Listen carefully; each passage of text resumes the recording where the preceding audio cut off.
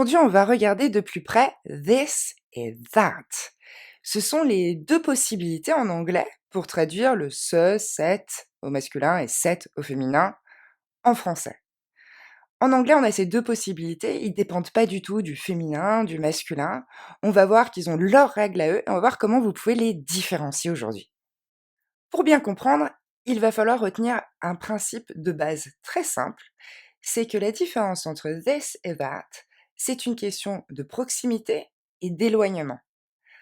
This exprime, lui, la proximité, soit spatiale, temporelle ou encore affective, alors que that, lui, sous-entend une forme d'éloignement, spatial, temporel et parfois également affectif. Donc en termes de proximité et d'éloignement, vous allez retenir trois niveaux. Le niveau spatial, prêt, pas prêt, temporel, est-ce que c'était ce matin, il n'y a pas longtemps, ou dans le passé, ou encore affectif. J'aime bien, c'est proche de moi, j'aime pas, je garde à l'écart. Exemple pour la proximité spatiale, j'ai un stylo dans les mains, ok, donc il est proche de moi. Je vais dire this pen. This pen is mine. Et à l'inverse, si on imagine que je suis en bout de table et que je veux qu'on me passe un stylo qui est plutôt loin de moi, en tout cas je l'ai pas dans les mains, je vais dire that pen. Could you pass me that pen, please? Et là, je vous invite à comparer. This pen, je l'ai dans la main. That pen, je vais le pointer du doigt, il est loin de moi, c'est celui-là que je veux. Vous pourrez aussi retenir un exemple très pratique pour les présentations, par exemple.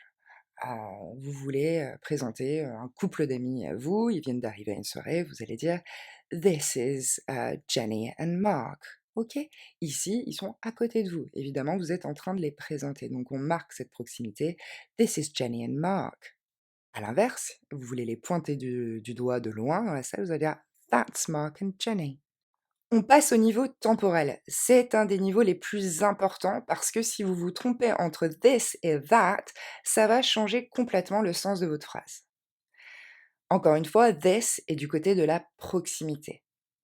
Par exemple, John left this morning.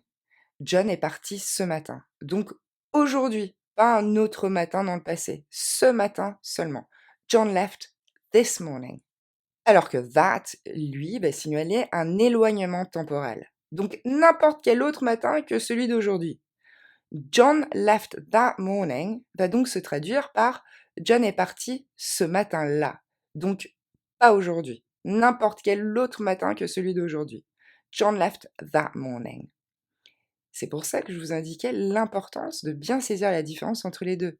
John left this morning and John left that morning ne veulent plus dire la même chose.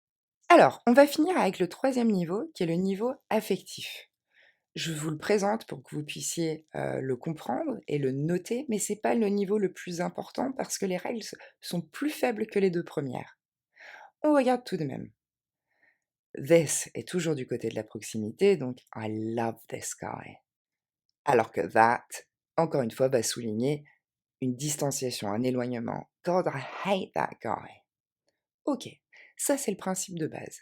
Mais pourquoi je vous disais qu'il est peut-être moins important pour vous aujourd'hui à saisir? C'est parce que la règle est plus faible que pour l'éloignement spatial ou temporel. Je vous donne un exemple. Si la personne qu'on adore n'est pas présente, elle n'est pas là physiquement, donc il y a un éloignement spatial, on ne pourra pas dire I love this guy. Il sera quand même plus naturel de dire Oh God, I love that guy. Et avec le that, on signale qu'il n'est pas là. Donc c'est pour ça, retenez davantage le niveau 1, proximité et éloignement spatial, ou le niveau 2, enfin par contre, et le niveau 2, proximité et éloignement temporel. Ça c'est la base, c'est très important, la différenciation se fait très facilement, et vous pouvez maintenant être plus attentif en écoutant vos séries, vos films, et en voyant comment ils distribuent correctement this ou that. Avant de finir, on va s'arrêter une minute sur les formes plurielles. Vous allez noter que this devient these, donc this pen, these pens.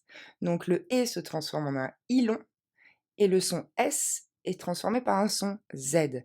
C'est important que vous fassiez la différence phonétiquement entre les deux parce qu'à l'oral, on aura l'impression que les Français utilisent this tout le temps. Si c'est pluriel, c'est bien these.